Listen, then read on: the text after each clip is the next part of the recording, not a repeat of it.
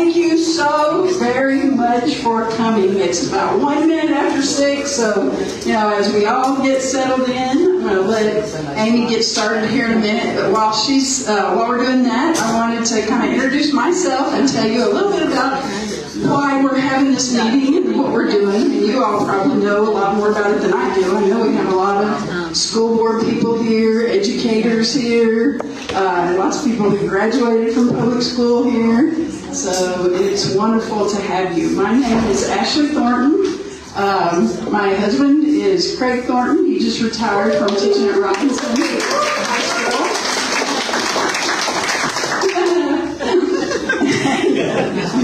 Never slept.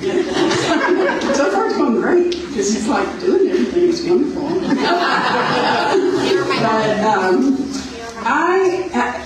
But not just I, but all of you, I'm sure, and a lot of other people are very concerned about some of the things that are happening concerning the Texas Legislature and public schools. I guess the kindest way, well, I'll tell you what I believe to be true, and that's what started me on this path. What I believe to be true is that public schools have been kind of starved for resources really for decades. I don't feel like our legislature has prioritized public schools. I feel like bit by bit, class sizes have gotten a little bigger, teachers have had a little more responsibility, things have just gotten stretched and stretched and stretched, and then teachers have really pretty much stretched as far as teachers can stretch. And so I was, I don't know, outraged is maybe not too strong a word, that this last legislative session there was plenty of money to go around, and yet none of it came to public schools. And so that caused me to start trying to learn a little bit more about it, do a little bit more research about it. And what I really discovered was something I already knew, and everybody knows in their head, but I feel like we have maybe kind of lost track of in all the fol-de-rol of political conversation. And that's basically this. The Texas Legislature is responsible for funding public schools and for regulating public schools in a lot of important ways. And so if we want public schools to be prioritized, we need to vote for legislators to the Texas Legislature who prioritize public schools. So the trick is to figure out who those people are and vote for them. That seems super simple, but I really think that is what it kind of boils down to. So that's what this group, it's not really an organization, it's just a group that's barely being born. This is the first thing we've tried to do, is all about voting for all kids. Voting, and to me that means voting for people who are going to prioritize public schools.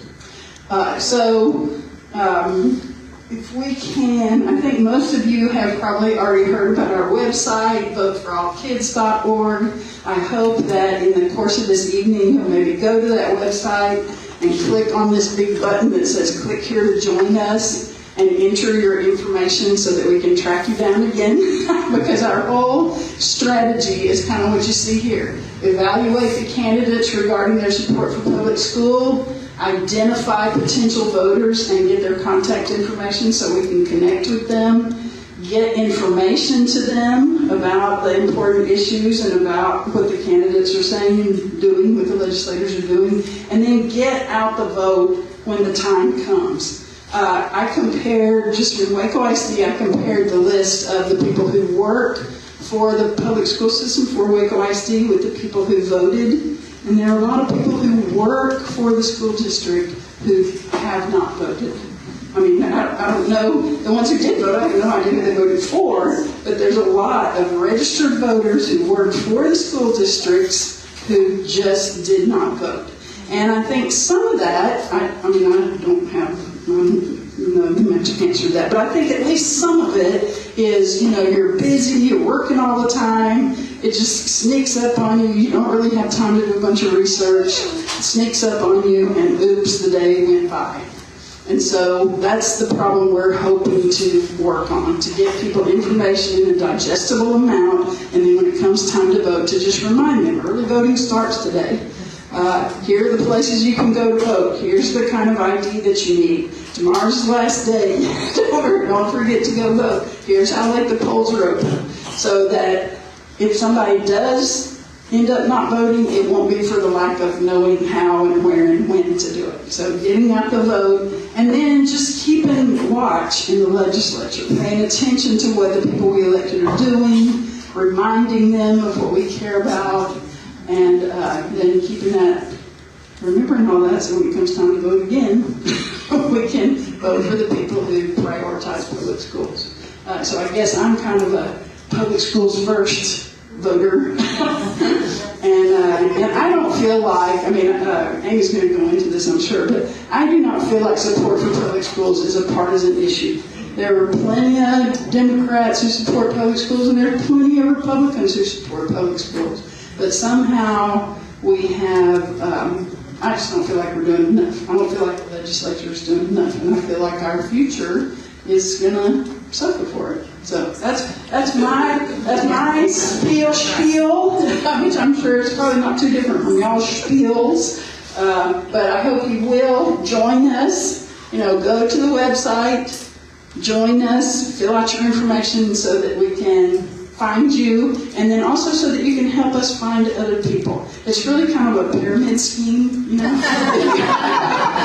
if you would sign up and get 2 or 3 other people to sign up, 2 or 3 other people to sign up, I think we could make some progress. Because y'all know the people who are in the public schools who could be voting.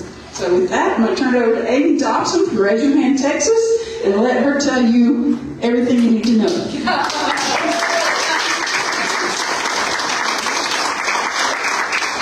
I'm good. I've never needed a microphone in my life, and so probably, but if for some reason it's a problem, please tell me and I will definitely get a microphone. Wow. What a group. This is amazing. Good job, Waco area. This is outstanding. My husband came down with me today, and we were talking on the way down, and I just explained to him, I said, this is kind of unusual. This is not something that I said, ooh, let's get some people, let's do some things. This is you have people in your community who cared enough to reach out and said, we want to know more, because there's got to be more to the story than what we're getting, and how do we help and what do we do? So I am so grateful for Ashley, Haley, for the people who've done this work and who've been here and that are trying to mobilize, and I love it. Well, voting is absolutely something that we should talk about, hopefully we'll get to, but here are my goals for today, for tonight. I want to be able to help you understand kind of where we are right now in public education, kind of how we got here. Let's do some landscape analysis of right now, the struggles that our schools are having right this minute, that our superintendents are having really difficult calls, our teachers are having really difficult things as class sizes do get better, as Ashley said.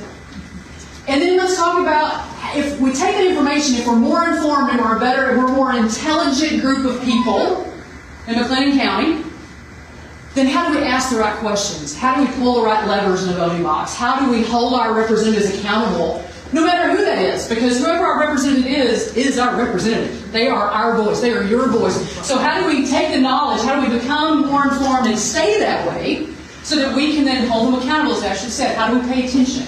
So we'll talk about that. And then lastly, talk a little bit about that, about holding them accountable, about advocacy. How do we make our voice? Because this is the big fallacy, is that somehow when there's big money involved, and there's been a lot of money flowing into Texas in the last few months, that somehow that's buying something. Let me tell you what that buys. That buys access in terms of to your mailbox. And it's the mailers, or it's the digital ads. It buys that. And it frames a conversation and provides education in a way that certain people want it to be framed. We all do this. This is not a one side or the other. This is just the political sphere that we're in. What we can do, we may not have all the resources as public educators or public education supporters to buy the thousands of dollars worth of ad space, but what we do have is we have people. You have pockets of money and that's power, but you have pockets of people and that's power. And so that's what we're talking about. We want to be able to say, we have a voice and this matters to us and it matters to us greatly, and we're going to speak up. And we're not going to win every fight, but we need to be at the table. And we don't get to the table if we don't know what's going on. So that's what I hope today. Those are the 3 things. So how do we get here? Where are we with the landscape today? How do we have the information so we ask good questions? And then what do we do? How do we move forward with that? Those are my goals. I want to go through things. My slide deck is here, and there's a bunch at the end that I'm not going to go over that I kept changing. Even to now, I kept changing things. I'm like, I don't know if I'll cover that, I'll do this. Take questions if you want them, but I've got a lot of other things. If you want to dive off into something, we'll do our best to kind of cover it when we wrap. But I'm so grateful that Ashley invited me to be here. But I have been with Raise Your Hand Texas for 5 years. If you don't know Raise Your Hand Texas, that's totally fine. But Raise Your Hand Texas is a policy and advocacy and lobby shop in Austin. We are literally across the street from that building. Our conference area looks down on the Capitol. We're very blessed. We're a part of the Charles Butt philanthropic work. So we were founded 17 years ago with the single purpose to stand for public education. The bulk of the responsibility for public education in Texas falls right here. We do get some government money, from the federal level, not a lot. School boards have their place. State Board of Education, critical in terms of curriculum. So when we argue and talk about curriculum and textbooks, that's an elected position. You want to talk about voting for all kids? We need to pay more attention to the State Board of Education. Yes. Okay? But this is the core. The governor, because he obviously sets a tone, which he has in the last couple of years for public ed, and he appoints the commissioner. Texas is one of only 7 states that has an appointed commissioner. One of only 3 that isn't appointed by the governor. Others are appointed by the State Board of Education, and all the other 43 states have an elected commissioner of education. But the Senate and the House. So this is who does what? What impacts our classrooms, what impacts the funding, teacher salaries, security, safety, you name it, it comes out of the Texas House and the Texas Senate. So I think it's really important that that's the first place we start. So we know Texas politics. We know that every 2 years we have a legislative cycle. We're in this 2-year we're in an interim right now. Last year, we're only supposed to have 130 days this session. We had 246 days last year. It was grueling and grinding, and truly, I mean this sincerely, God bless our representatives. I had the honor, truly was honored and a joy, to attend the funeral this morning. A member of our church for years, dear father of dear friends of ours. His son is actually a state representative in East Texas. And we were talking about him and some family challenges. His wife was ill at different points. He's just a 40-year-old guy that has another job, and he was in Austin for 246 days. It's a challenge. We have a part-time legislature. So this is something, as we look back at how we got into public education, I think it's important to call out and name and say thank you, even if we don't agree with our representatives. Thank you for their service, because it is important. Raise Your Hand Texas is nonpartisan. We are a nonprofit. R, D, I don't care. Red, purple, green, blue. It doesn't matter, because our kids are not red. Our kids are not blue. Our kids are our kids. So whoever goes to Austin, that's who we're going to work with. So how did we get here? So here, when we go back to 2022, 2 years ago from now, if we think back to that glorious time, these were some of the conversations we were having. We were coming off Uvalde, a lot of conversations about school safety. We did have a very large surplus. There was a lot of money. Headlines, the Dallas Morning News said, teacher crisis will be fixed. Kind of paraphrased, but it basically said that. We're going to fix the teacher crisis once and for all. But we had a teacher crisis. We knew teachers were leaving the profession. We had a lot of questions on hope. Raise Your Hand Texas had a lot of hope we were going to get some serious movement on accountability, more reflective of what actually happens in schools and not a one-day, one-test process. So we're still working on that one.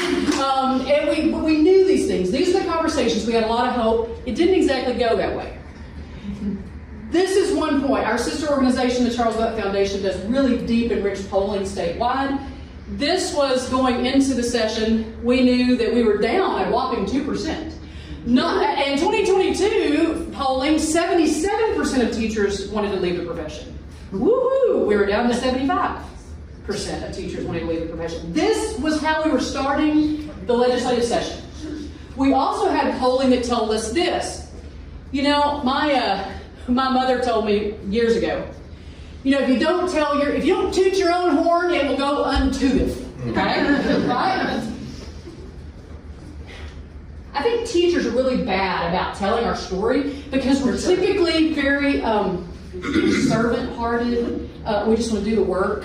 Just shut the rest of it out and just do my job. We're in the point right now that you can't just not tell your story. And this is probably the biggest thing I would tell any educator, anybody who loves public education. We have to tell our story.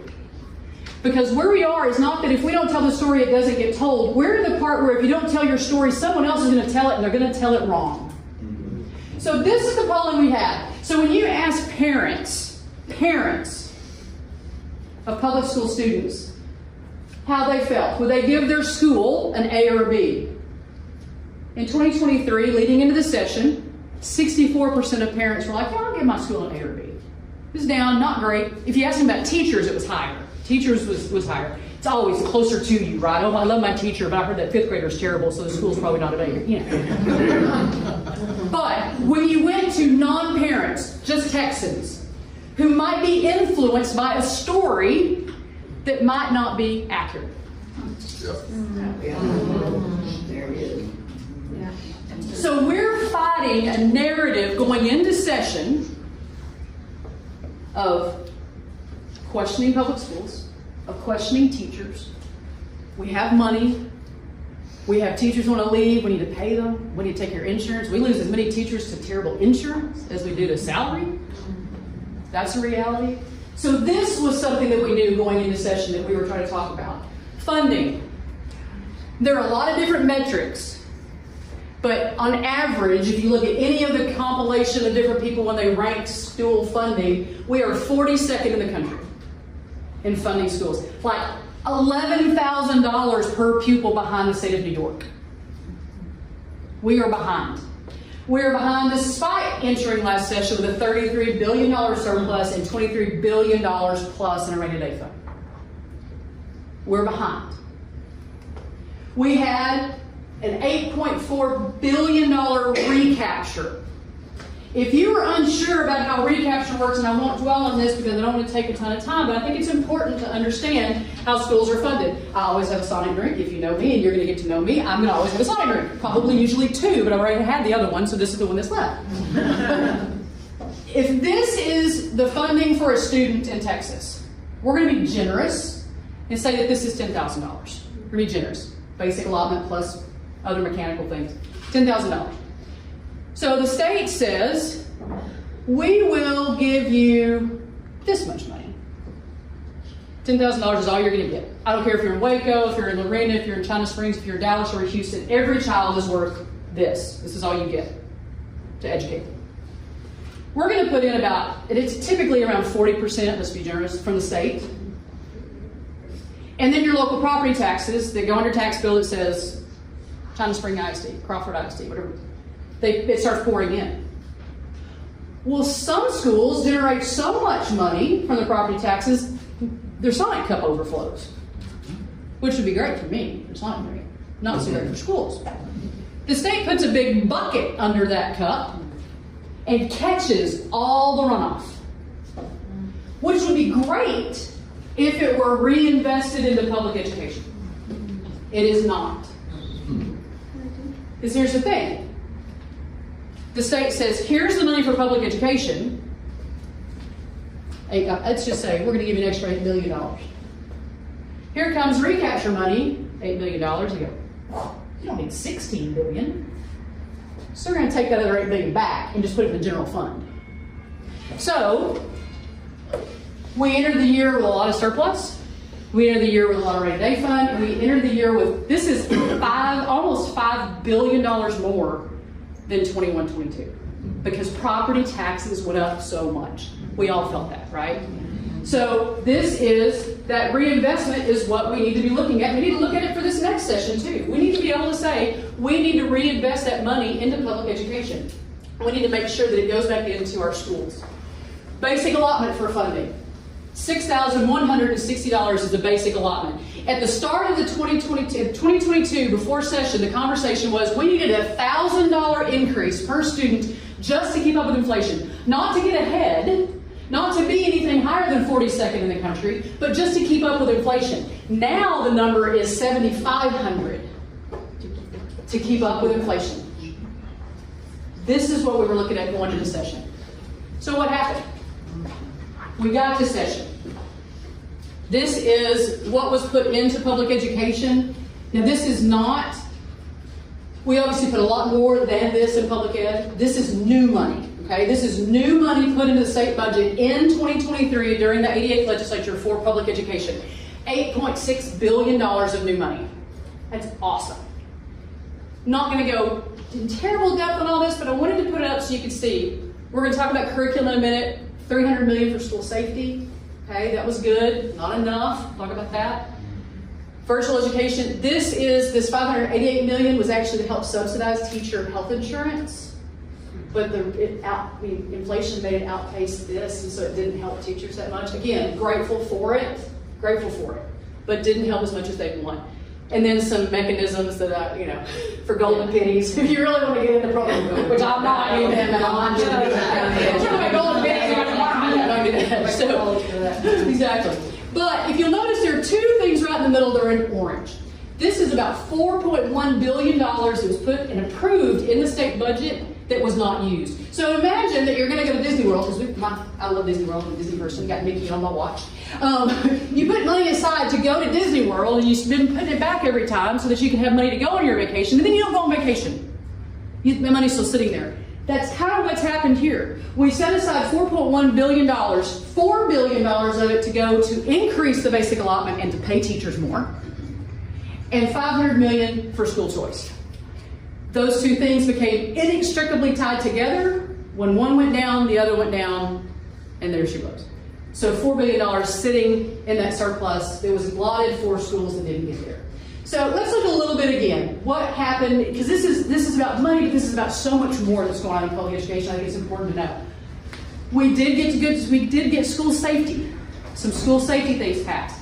What I want to note about that is a lot of it became unfunded, because we said you have to have an officer on every single campus, but we're only going to give you $15,000 per campus. Yeah. Who are you going to hire for $15,000 a year? A year, exactly. So where's the rest of that money coming from? It's coming out of that pool that was already really, really strapped, and inflation making it harder, right? Because inflation's hitting everything.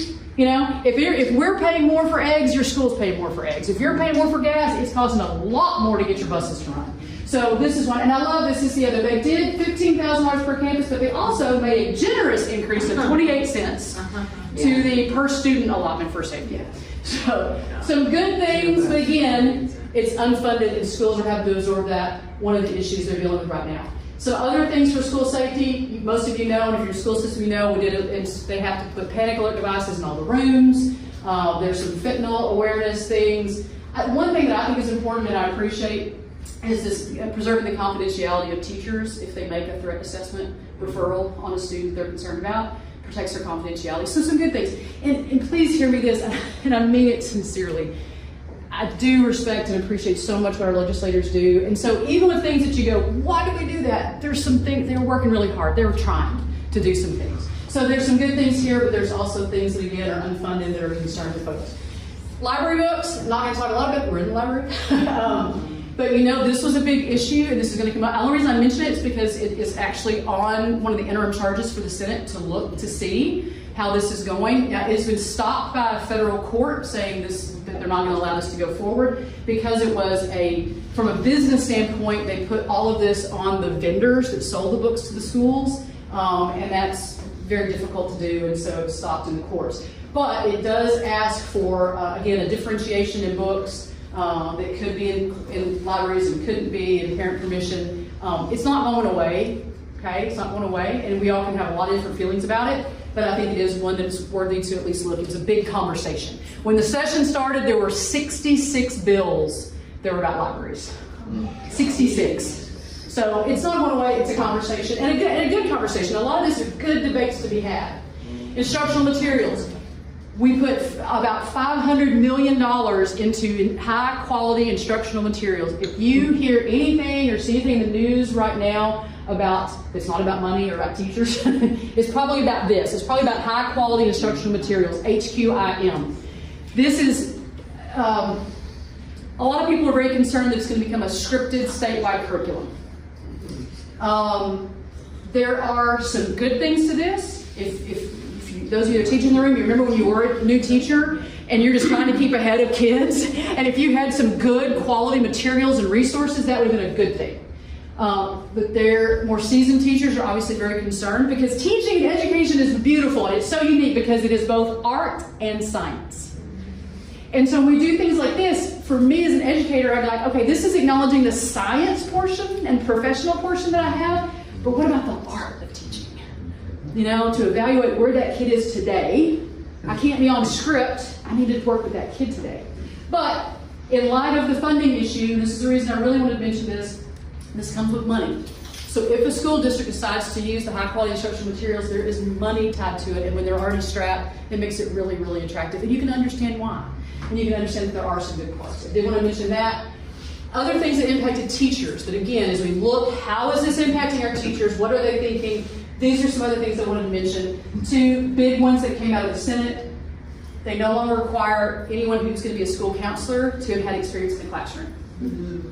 Okay? Again, a lot of different schools of thought. I think some real good intention here because we need more mental health professionals in our school system. And so I think the thought was if we can get more and bring them in and not require them having been teachers before, that's a good thing. But then there's also some uniquenesses in schools that a classroom teacher understands. So that's one to consider. And then the other one was Senate Bill 763 about chaplains, volunteer chaplains.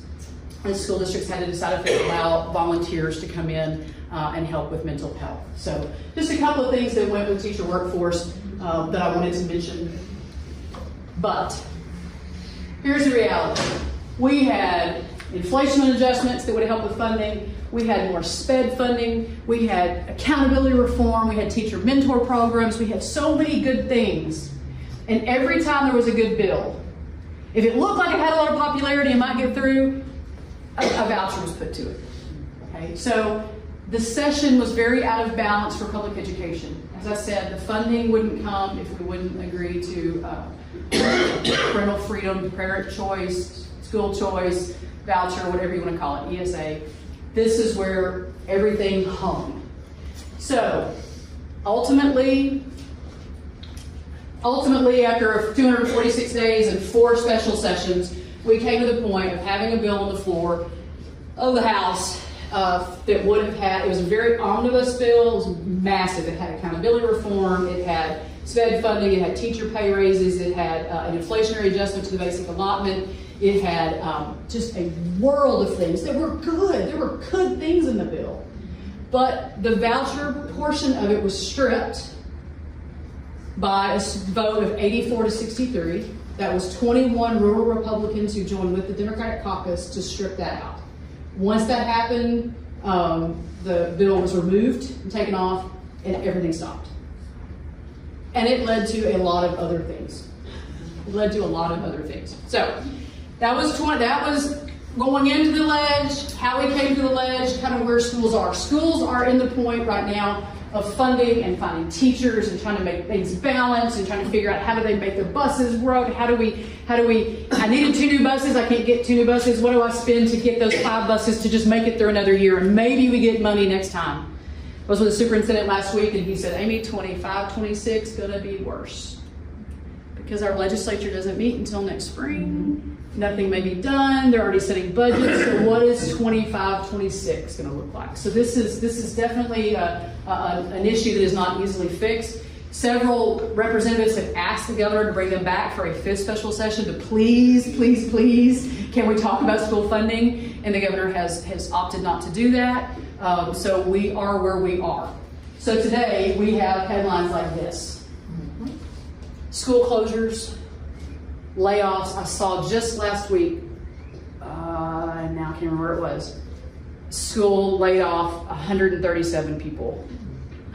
Most schools are trying to do it through attrition, through retirement, and not replacing folks, which leads to those larger class sizes, which we know what happens when they're larger class sizes, and sometimes you just have to do it. But what happens there is then you start having some discipline issues, you start having some difficulty in executing your lessons, so education doesn't quite get to where you want it to be, and then test scores aren't quite where you want it to be, and then you're told you're not doing a good job, and then people want to leave, and it's just this cycle that comes in. So we're here, we're closing campuses, we're opting out of positions. It is a real challenge. It's really kind of a perfect storm. Because I mentioned a lot what we didn't get in terms of funding, but I think this is important to remember too. Again, the inflation COVID funds are going away. Those ESSER dollars that were meant to help with things that happened and try to get students caught back up after COVID, critically important for schools for a long time. So it kind of hid some of these funding issues. It hid some of this action that wasn't being taken at Austin because we had this federal money. That's going away. And so that's leading to a lot of challenges. Enrollment. Enrollment has not come back in a lot of places after COVID for a variety of reasons. But you know how we're funded. We're one of the few states that's funded on average daily attendance, not enrollment. So when enrollment goes down and attendance has been going down, it's a double whammy. So I don't have as many students, and the students I have are not showing up as much as they have. And so the funding is going down from there. It truly is a perfect storm. SPED funding is going up. No, let me back that up. SPED funding is not going up. SPED expenses are going up. After COVID in particular, a lot more identification of students with special needs, students that need additional help and support. That outlay from testing to administration of SPED programs is really going up, and the funding has not been there as well. And some complicated things about SHARS funding, which is federal, and some different property values things. But it truly is a perfect storm. This is an example, and I'm actually going to be sending this kind of template out probably in the next few weeks to the school districts around, asking them to do this right now before session. Let's figure out where we are right now. This is an example. Before last session, we sent out to schools and said, hey, tell us what's different in your school funding from 2019, when that basic allotment was set, to today. This is Plano ISD. Plano ISD from 2019 to 2022, an 81% increase in fuel. And that was 2 years. I mean, that was a long time ago in economic terms. 32% increase in food service, 55% increase in paying security officers, and that was before the mandate to have security officers on campus. That was just because if we're having shortage with teachers and trying to pay people more to get good quality professional educators in the classroom, we're doing the same thing with security officers. Police officers are being pulled in different directions. So this is just something that we think is really important as we try to find out what the landscape looks like. How do we go in the next session? How do we make a point? How do we tell the story? We've got to make sure we have this information. It's important for you to know this information that's hitting your schools. Anybody seen that? Have you seen this one? Okay. So the governor, several representatives I've been with in the last few weeks have been sharing this information, saying that really spending on public education, really we're up 42% since in this gubernatorial administration. That we really get that my Sonic Cup is really $15,000 per student. I think that this is accurate through a certain lens. Certain lens. Here's what they're not telling you, and it's important for you to know. If you're going to understand where your schools are, it's important to know what's being counted in that. That's all the dollars that are going to your Education Service Center. ESCs are phenomenally important, but they don't touch students. Pass-through dollars go into the teacher retirement system. Incredibly important. Does not impact the daily operations of a classroom. INS taxes, so facility maintenance kind of things. They're counting every bit of it. The federal free lunch program, 3.4 billion. All of this money is going into this chart saying we're getting almost $15,000 per student, and look at how what the increase is. So again, it's not inaccurate that all this money is going into public education, but should it really be counted as a per student funding? Arguably, we can have the conversation. Okay? But I think it's important, if we're going to keep seeing this graph, and it's going to be talked about, oh, we're funding public ed. We're fine. We're fine. You're fine. You got money. You got more money than you had 3 years ago. Well, let's really talk about what that really means. Okay. It's really important. Tax compression and tax relief. We all needed it. Thankful and grateful for that. But the reality of it is, until they decide to say that our Sonic Cup is bigger and we're going to fund you more for a kid, we don't have any more money. We don't have any more money. Just because the state says they're putting more money in, because now with property tax compression, it's going to be that my cup may be 60% from the state and only 40% from local property taxes. My cup size didn't change, and the money's still coming from tax. Really, we're We're just flipping it around and saying, oh, look. See. So I think it's important that we recognize that as people talk, because you are the folks in the community. You're the ones who are you care enough to go out and ask questions or to tell other people or to communicate with them. So understanding what's actually going on is critically important, which is why I'm spending so much time on some of this. If you're talking to your community, it's important to make sure they understand that we have not gotten more money. There has not been more money for students. That every time you pass a bond and you build a new building, it didn't come from that per student funding, right? When people start saying, well, they've got all the money they need because look at the big stadium they just built. Okay, that came from something else, that the local taxpayers said, we support our school, we want to build this new building, our building's falling down, or we don't have an HVAC system, or we need this or that. That's awesome, the community can do that. It is not a part of the statewide funding. And so I think it's really important that we know to push back on that a little bit and let them know. There is, and you can look on the Raise Your Hand Texas site, but if you go on YouTube and just search Raise Your Hand Texas, we have got 3 brand new videos that break down funding of public schools. So this one is, of course, the water jug, and like I was explaining, there's another one that shows exactly how schools spend their money, because that's another thing we get pushed back on a lot, right? Well, you got too many administrators. Got too many administrators. Well, 2 things for that. Number 1, every time we're not funded with just basic allotment, like discretionary money that we need to have, we're funded through a grant. Oh, you can apply for a grant. Or you can get allotment if you have this kind of person or this kind of person. It requires more staff to manage and operate all the rules and regulations and hoops you have to jump through just to get the money you need. So we have a video that literally takes $1, using $1 as an example, and it shows exactly how schools break down the money across the state of Texas. I think that's important. So those are things that hopefully help. The third one is about how we compare with other states in the country. So just some good things I think that if you want to use, they're great to share on social media. If you're trying to inform yourself, inform others, they're really simple, short, easy to understand that we try to use. The accountability system. The accountability system in Texas is supposed to be about fairness. It's supposed to be transparent so people can understand. And it's supposed to be about showing how effective things are. The reason I mention this is, again, if we're going to talk about what's happening in public schools and the perception of public schools, those STAR scores come up. And we're losing teachers because of pay. We're losing teachers because of sometimes discipline. We're also losing teachers because of the pressure of the test. Let's just be honest. The burden and the weight that's placed on our teachers and our administrators and our students, we're doing all this on the backs of our babies. And we need accountability, no doubt. We need it. We're using public tax dollars. We need to be accountable. We need to be able to do this. But it needs to be more reflective of what's going on. What is it now?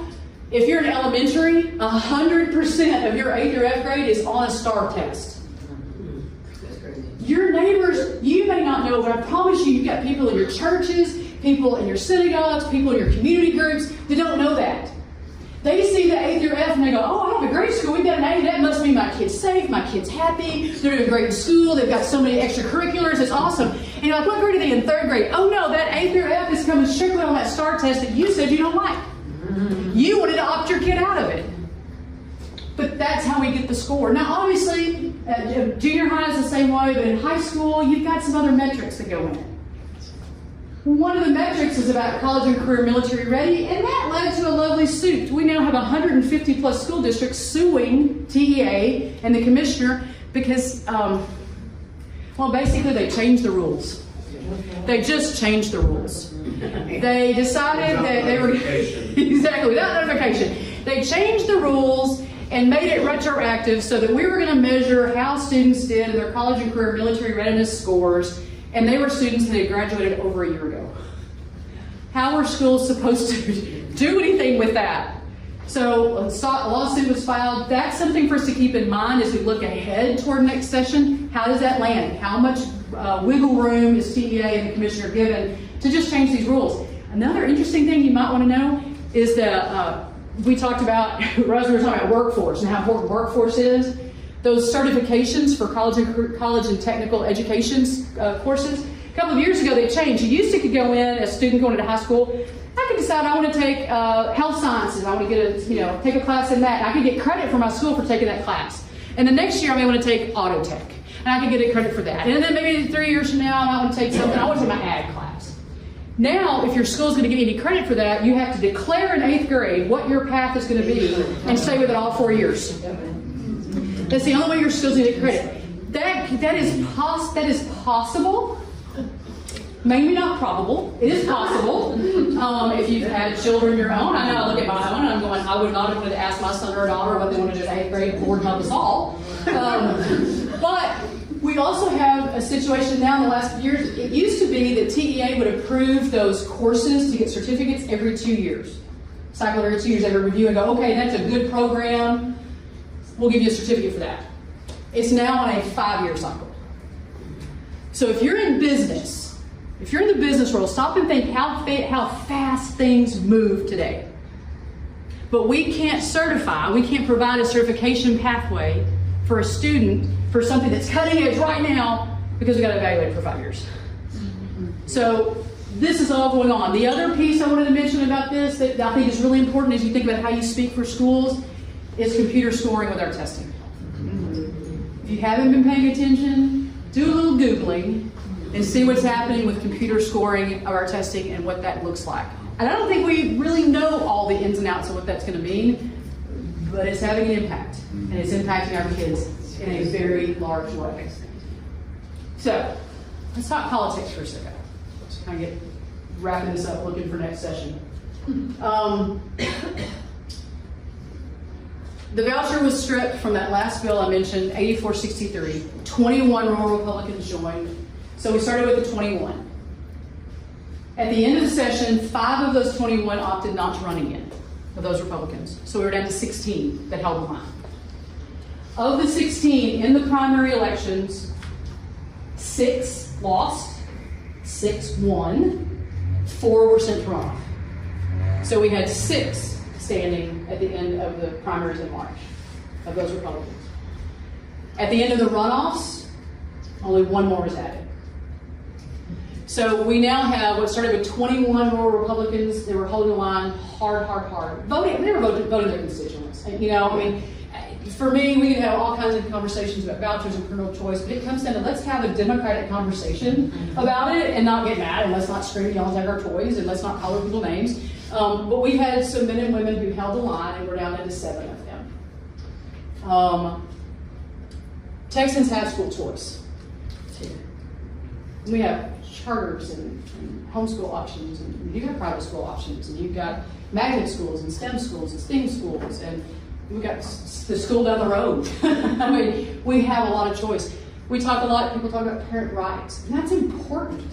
There's nothing that was more important to me than my kids and my kids' education. And that would have been the case if I wasn't an educator, right? Parents have rights. In 1995, it was put into statute. There's a whole list of parental rights that parents have, and having to give written permission before your child has any sort of testing or anything going on, that you can look at the curriculum, you can have those things, that is in place. If the governor says now he has the votes for a voucher, if that is the case, even if it's not the case, I would encourage you, I would encourage any advocate for public education to be informed and to encourage your representative, encourage those around you. Let's have a conversation. Let's talk about what's going on in other states. Let's learn. If this is what's coming, if this is what we're going to have, number one, fund our public schools. Fund them. Make that the number 1 priority. Fund our public schools. Reinvest that recapture. But then let's learn from other states. Let's look around and let's see what's happening in other places, and let's be smart about this. Some of the things we can look at is we know that students in Florida, 61% of the students in Florida who entered in their voucher program in less than 2 years were back in the public schools. Okay? We also know that when people say it's my money, that vouchers are their money, they should take it. Okay? Recognize, and we see in other states as well, that individual property taxes that go to schools only would fund about 1/3 of the proposed vouchers. So it's really not their money, it's your money and your money and your money going together. Again, let's have a conversation. Let's learn from other states that it does lead to cutting school funding. It just does. When we look at Arizona is very similar to Texas. in terms of the pathway they've taken. They went to a universal voucher after they started small. They went to a universal voucher. They said it would take me about completely messed the numbers up. It was somewhere in the neighborhood. It was going to be a $60 million thing. It's now a $775 million thing. I mean, it's huge numbers. They also gave massive property tax cuts. Arizona is in budget hurting deficit. What are they going to do? Yes, ma'am. Sorry. No. Can you back up for a second? And what is the voucher system? Yeah, absolutely. Let me see if this is okay. So this is one. So whether you call it a voucher, whether you call it an ESA, whatever you call it, it comes down to taking those public dollars that were given and giving it to a private school. And this is one. This is a chart that I always like to show the things that public schools have to do. Private schools do not have to do. And in fact, some of the voucher proposals that were written in last session were actually very specific about what they did not. They put in writing, like if it had been passed, they don't have to take every child. They absolutely don't take discipline problems. They're not going to take SPED students. They absolutely cannot be asked to take the accountability test. They said we don't need the STAR test. Don't need any sort of accountability for that. And they would not be forced to take, just open enrollment for anyone. So the basics for private schools, literally all the things. If parents decided to take a voucher in any state, but in Texas specifically, I'll get that in a second, they were saying that they would be willingly giving up and acknowledging they're giving up their equal access. Like if they have a student that needs special needs or has a SPED student, they have to acknowledge that IDEA laws that are federal would not apply to private schools. And if you took that voucher, you're saying, I get it. This is what my public school has to do. Private school doesn't have to do it. I'm going to do this anyway.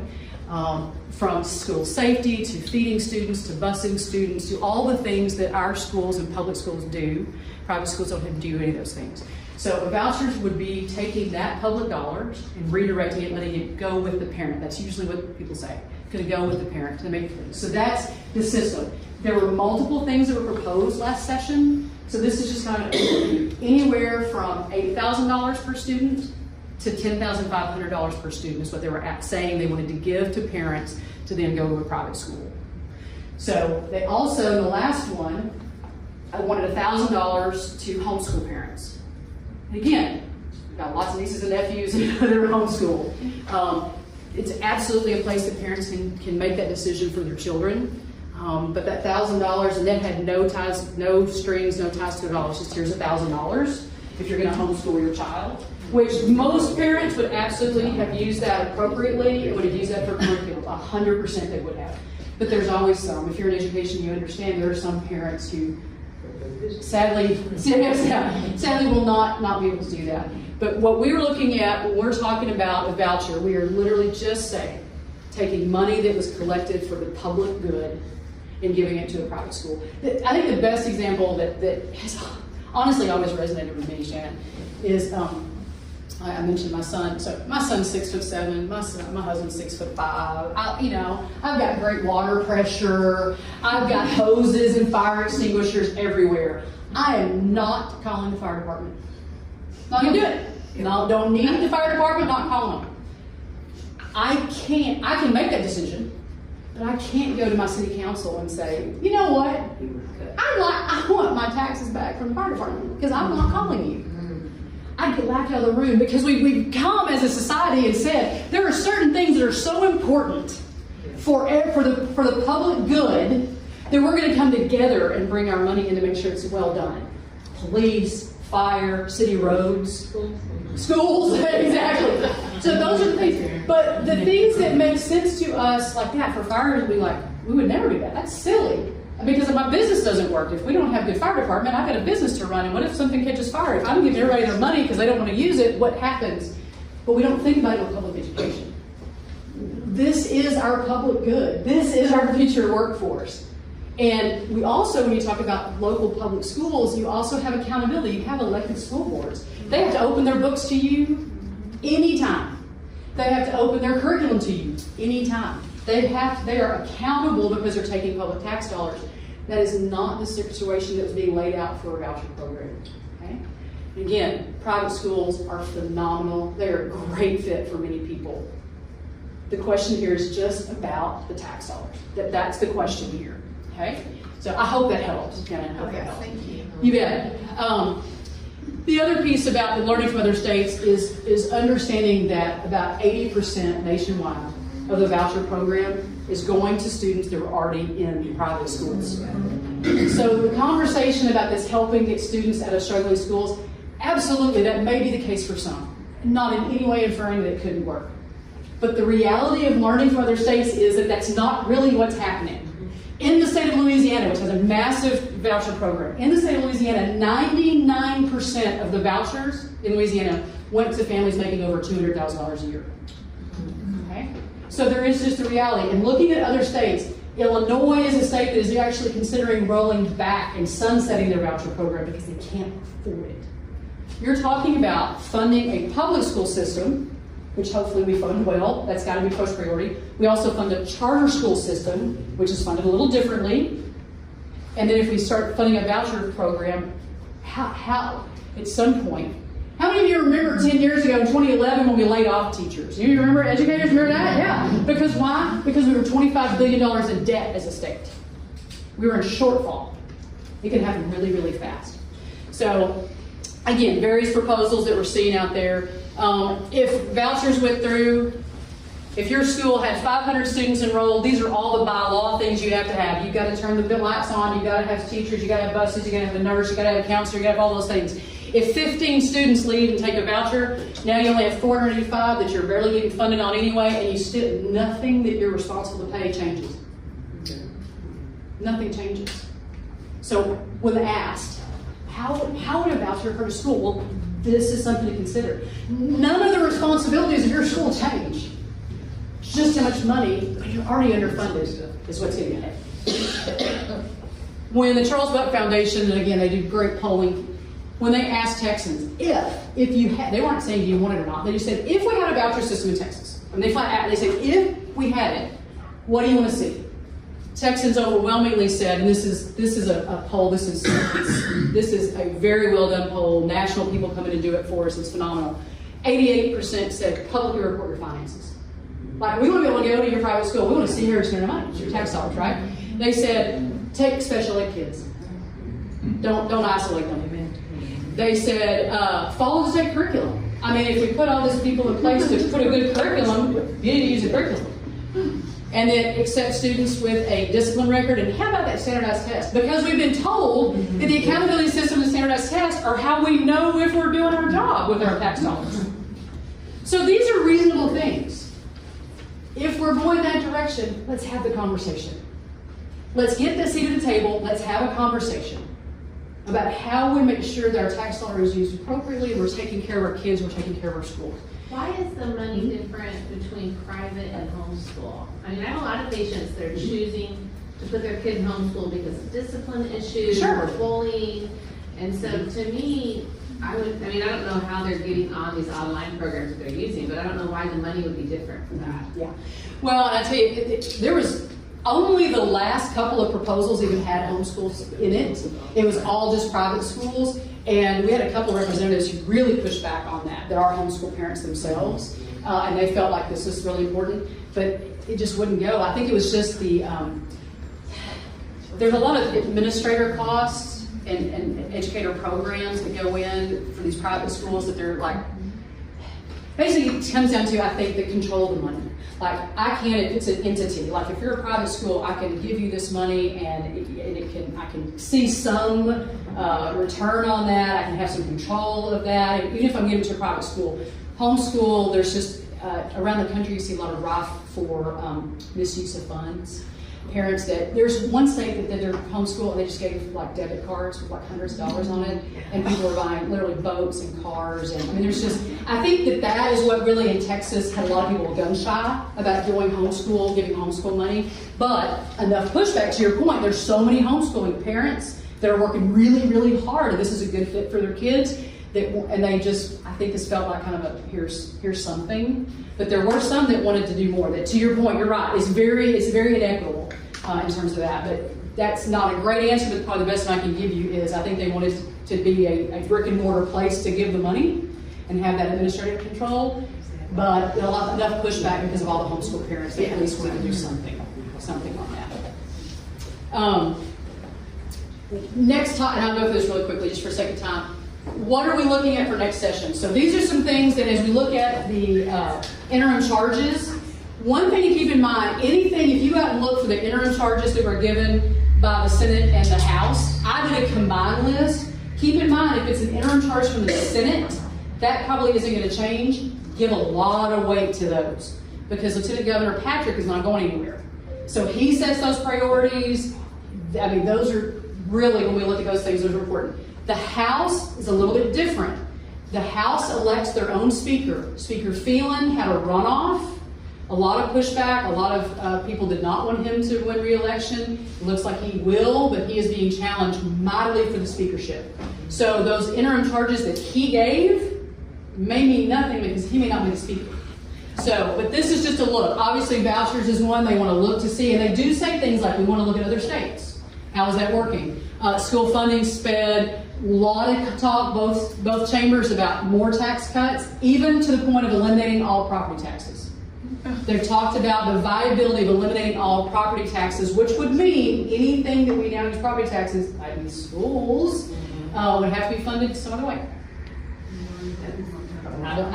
More sales tax, more, those are the things. A lot of conversation right now around early childhood literacy.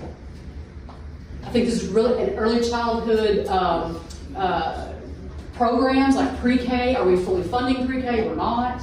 Are we taking care of good early childhood, like childcare issues are starting to bubble up? That's a massive problem for businesses.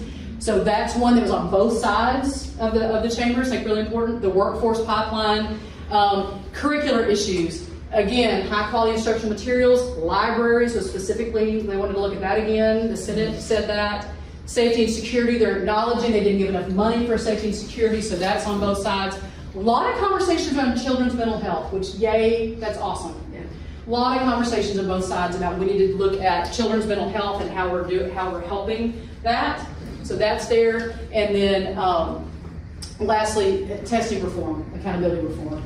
And I say these things, I wanted to put them on your radar because it's really, again, important. If you're going to start thinking about advocacy, if you're going to start talking about how do I make a difference, how do I say something, how do I make the right vote, how do I ask the right questions, understanding where they're going is really important. And these are the things right now that are bubbling up in the education circles that they're talking about right now. They are already writing bills. If you have a great idea or a burning passion for something that needs to be fixed, this is the time to go talk to your representatives because they're writing the bills right now. They start filing in October. If you wait until session starts, it's done. I mean, it's not going to happen. This is the time, if you've got great ideas, to be giving them. Advocacy matters. So this is a map of all the advocates we were able, just raise your hand Texas, that we mobilized during last session. Almost 30,000 people who engaged in some sort of advocacy. Now, you may start to go, because trust me, I did. We didn't get any more money, and we still have this, and this didn't happen, so what did we do? Sometimes you play defense. Sometimes you play defense hard. And when you walk out and it's a zero gain, net sum zero, you go, okay. Sometimes it's not where you want to be. But sometimes you have to admit and acknowledge that was a victory in and of itself. But these are people just like you who say, you know what, I have an opinion, I want to say something. I'm not going to go, you know this. I mean, the process to get a bill to the Senate or the House is long. And it is arduous, but at every point you see my little thumbs up and thumbs down, every single point where you see these little circles, those are places where your voice matters. So when you think about, it only matters when they've got a bill on the floor. I mean, you think about, all like West Wing scenes, they're up there, they're debating, and they're at the back mic and front mic, and they're arguing with each other. That's the only time I can say anything. No.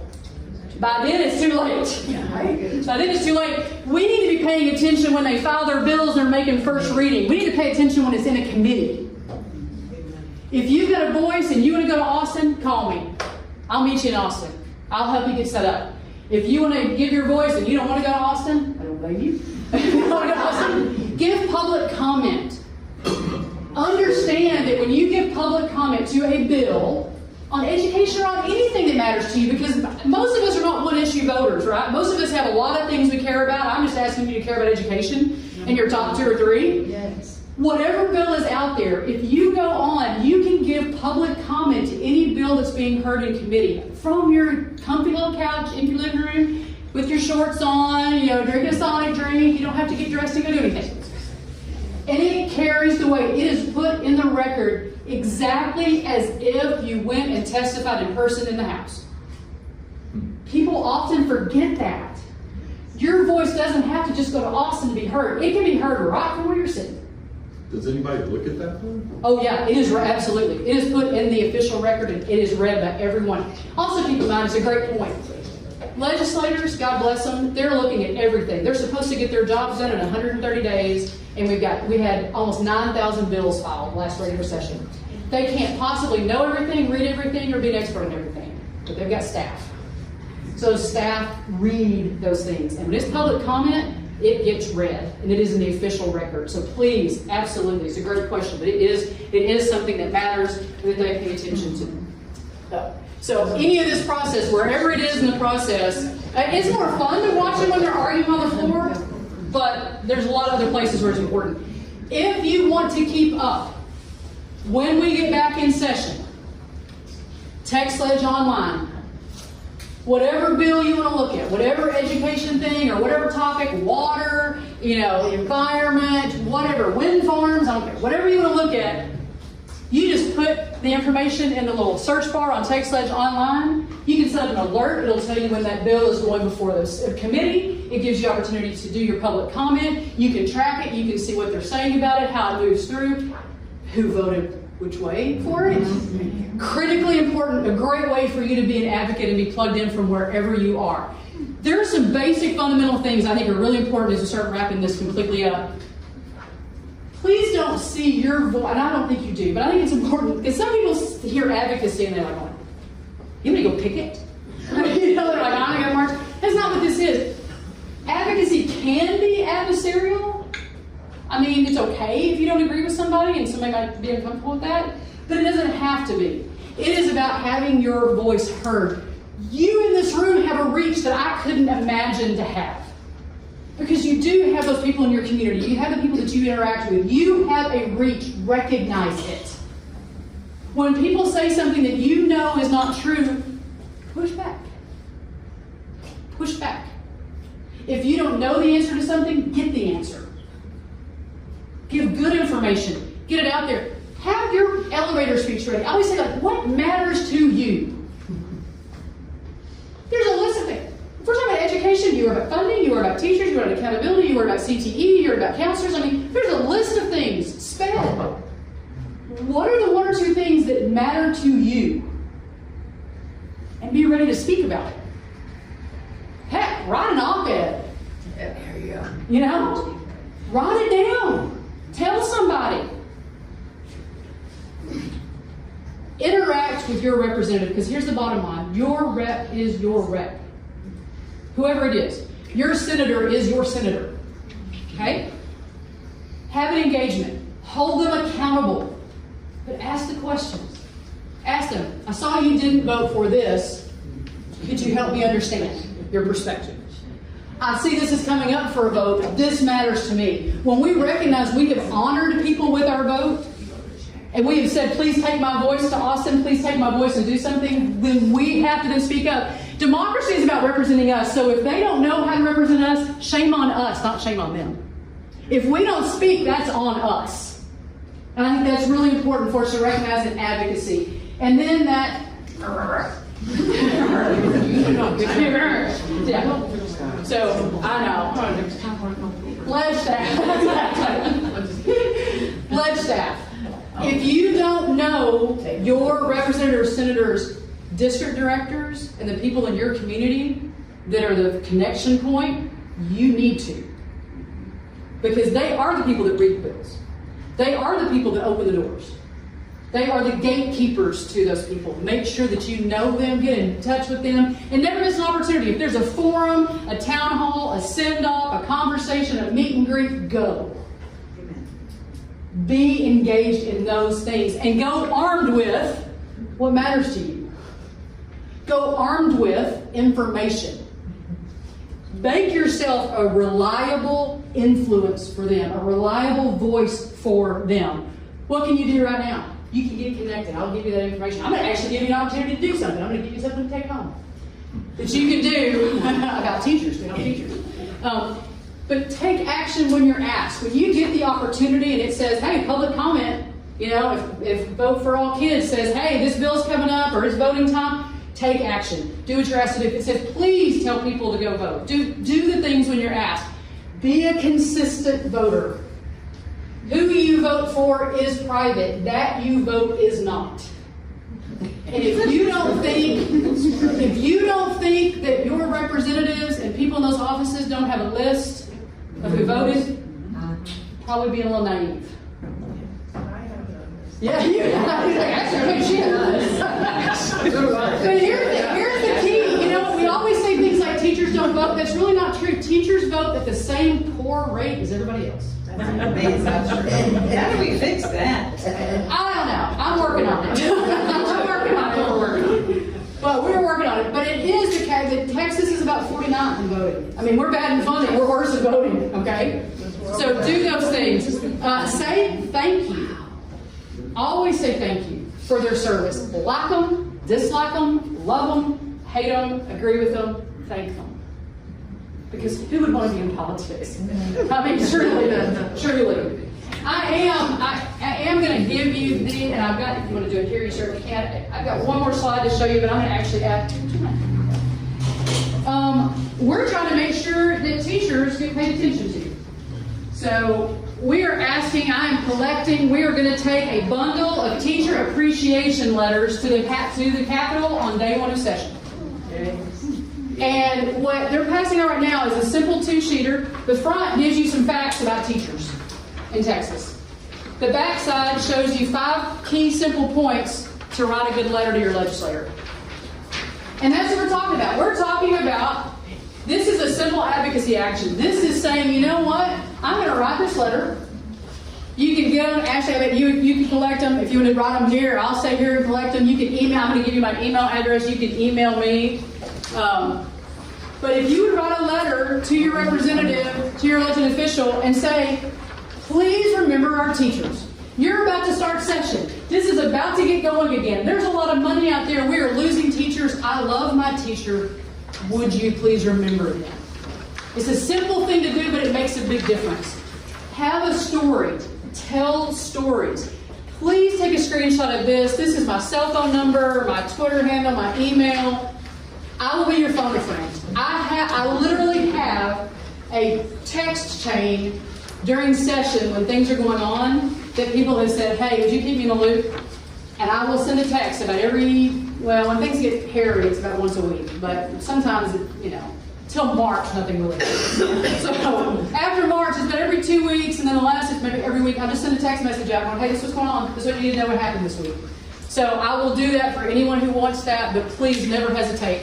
If you want to keep up, raise my hand, there's 2 things here. You can text the words raise my hand to 40649. That puts you in our alert system. So if there is a time, if the house is on fire and we need you to do something right then, you'll get a text from us. And it does not go off unless the house is on fire. Okay? I mean, it is literally like, hey, dang, they're about to pass a bill. We need people right this minute. And it comes pre-filled. All you have to do is go boop, boop, 20 seconds, it's done. That will get you signed up for this. This QR code will actually let you get hooked up for our newsletter that only comes out during session. We don't bother people with newsletters unless, again, there's something really going on. But those are ways that you can stay connected that I would love to be able to help you with or make sure that you have that. And then again, my information I'll put back on the screen as well. I flew through some things, hung around too long on some other things, but I'm happy to take questions or dive in on anything if you want. I just want to make sure that I'm doing what I can to help you guys have your voice, because it matters. You're here, and you're here because you care, so let's make sure that you're ready to go with good information. Yes, ma'am? Is there a list of what SPED is? I mean, I think of SPED as like a cerebral palsy kid, but my kid is now a SPED kid because of his dyslexia, which puts him like in tier high.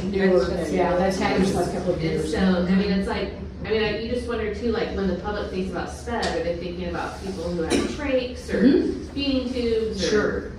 Yeah, it's such a wide variety of things, absolutely, yeah. I mean, because it is those things as well, but it is, and that's why the money is going out so fast to SPED, because everything is now under that SPED umbrella, so it is people that have just need some extra time, they just need, dyslexia services, it's all under SPED. Any educators in the room have a good suggestion of a good place to go look for like a comprehensive list of SPED It qualifications? also includes autism, and it could be like my grandson who's gifted, twice exceptional, gifted and has autism. Yeah.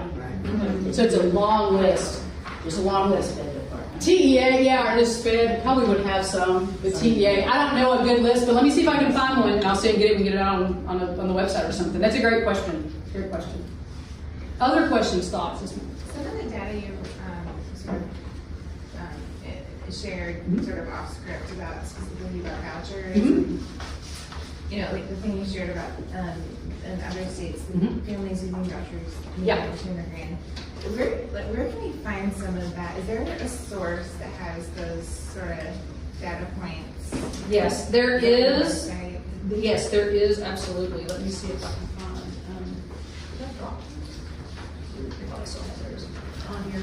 There is a national. Okay, so this is one, the Institute on Taxation and Economic Policy. So this is the one that actually shows the back. So 99% from Louisiana made more than $200,000. In Virginia, 87% made more than $200,000. Arizona, 60%. But if you included 100,000 to 200,000, it was 88%. But all this came from the Taxation and Economic Policy analysis of vouchers. Absolutely, it's a great question. On curriculum issues on one of the slides, you had rural pathways. Can you tell me what those are? Yeah, the Rural Pathways was a bill that was passed this last session that allowed small schools that cannot provide the extent of CTE programs to partner with a larger school within 100 miles to offer more career technical education programs. So it's a great piece, really helpful for some of the small schools. Some small schools are not within the 100 miles of a larger school that has it, but it still is a great piece to step forward. They try to do that. Yes, ma'am. And some of the bills that come up on both sides wind up affecting education preparation programs. And that's something else because we're having to go to more expense to prepare our teachers because of new things that are going to start this fall. Yeah, it is, and I was actually speaking, since higher ed is part of my background, I speak with higher ed folks all the time, and the high quality instructional materials piece is really affecting kind of how you're shaping curriculum. One piece with higher ed I would mention I think is really is they're making a move toward year-long residencies for teachers rather than the semester student teaching that most of us are familiar with, which is great. There's some really good things in that, but only the very largest schools, and even then, can't maintain or do that. And the funding it required from schools to bring that kind of person in, and we've got so many small regional universities that produce so many of our teachers, they can't do that. And so some of these things that they're thinking about, they sound great. They sound great on paper. The execution of those things are really, really challenging, both for higher ed and for the state budget. Because and with those residency programs, it's requiring the educator preparation programs to do more. Yeah. And you have to then pay people more to do more work. And I have to say, and I was going to wrap up, one of the things that one representative told me, and I really wanted to record and say, are you hearing yourself? Because he very kindly talked about how, all the regulations we put on public schools, it's really making things hard. We don't want to do that for private schools. We don't want to tie their hands to the ground. And I went, because again, being very sincere, it was not an ugly comment at all. And I'm like, can we just stop for just a second and think about what we just said? So our public schools are, Jefferson talked about democracy, and he talked about education being that linchpin of democracy. And I think that that's the truth. If we don't take care of our kids, if we don't help families break cycles in some cases, if we don't encourage our teachers, our educators to dedicate their life to this, if we don't do these things, the path we're on can be very perilous. And so I'm just so incredibly grateful for y'all. I just hope, again, my goals were to give you kind of where are we, like how did we get here, where are we right now, what are we looking ahead, and what can you do? The biggest thing is tell your story. Don't sit back as a parent, a teacher, an administrator, or whatever you are. Don't sit back and let other people tell you something you know isn't true. Tell your story. And then, by golly, hold people accountable. Win, lose, or draw. We've got to make sure this thing goes. So please write teacher letters. I've got notebooks if you want to do it here. If you want to give it to Ashley, you want to email them to me. I'll put my information back up again. I really want to be able to go walk in with a big set of letters from people that say, please take care of our teachers as we start session. So